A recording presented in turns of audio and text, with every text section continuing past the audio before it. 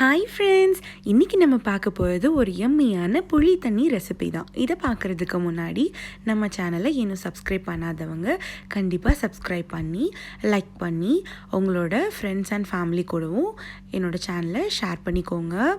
இப்போது இதுக்கு தேவையான பொருள் இவ்வளோ தான். ரொம்ப ரொம்ப சிம்பிள் தான்.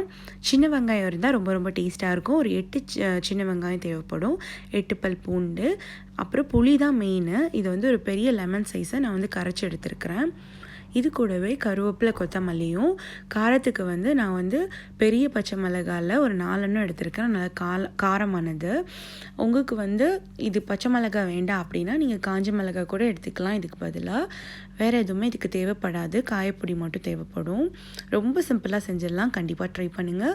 இப்போ பாத்திரம் வந்து சூடான உடனேயும் நம்ம வந்து 2 ஸ்பூன் தேங்காய் சேர்த்துக்கலாம். தேங்காய் சேர்த்திங்கன்னா இன்னுமே டேஸ்ட்டாக இருக்கும். எண்ணெய் சூடானதும் 1/2 ஸ்பூன் கடுகு சேர்த்துக்கலாம். கடுகு போட்டுட்டும் கடுகு போட்டுனதும் நம்ம வெட்டி வச்சுருந்த எல்லாத்தையுமே, கருவேப்பிலை, பூண்டு, வெங்காயம், சின்ன வெங்காயம் இல்லாட்டா நீங்கள் பெரிய வெங்காயம் எடுங்க. இருந்துச்சுன்னா கண்டிப்பாக சின்ன வெங்காயம் மட்டுமே போதும். இதுக்கு சின்ன வெங்காயம், கொத்தமல்லி, பச்சை மிளகாய் எடுத்து வச்சு எல்லாத்தையுமே போட்டுடலாம்.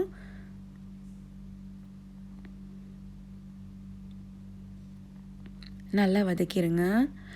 இது வந்து டிரான்ஸ்பரண்ட் ஆகிற வரைக்கும் வதக்கினாலுமே கரெக்டாக இருக்கும் நமக்கு. இப்போ காயப்பொடி சேர்த்துடலாம்.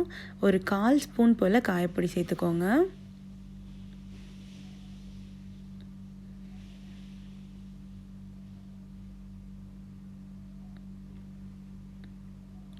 நல்லா இந்த மாதிரி வதக்கிடலாம். ஜஸ்ட்டு டிரான்ஸ்பரண்ட் ஆனால் போதும். இப்போ இந்த அளவுக்கு வந்ததும் நம்ம கை வச்சு புளியை அரைச்சி ஊற்றிடலாம். இப்போ புளி தண்ணியை அரைச்சி ஊற்றிட்டேன். இப்போ தேவையான அளவு தண்ணி, 3 கப் தண்ணி ஊற்றினேன். எனக்கு கரெக்டாக இருந்துச்சு.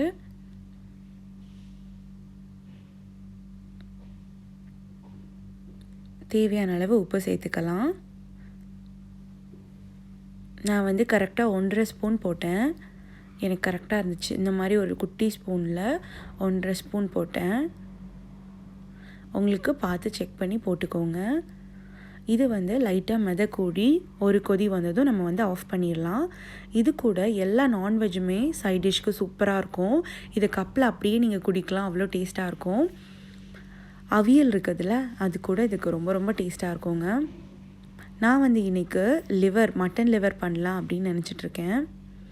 ஸோ அதுக்கு மட்டன் லிவரை நல்லா கட் பண்ணி வச்சுருக்கிறேன். பார்த்திங்களா, இந்த மாதிரி கழுவி கட் பண்ணி வச்சுருக்கிறேன். இதோட வந்து தொக்கு மாதிரி இது பண்ணுவேன். இதோட ரெசிப்பியும் நம்மளோட சேனலில் இருக்குது. உங்களுக்கு வேணும்னா செக் பண்ணிக்கோங்க.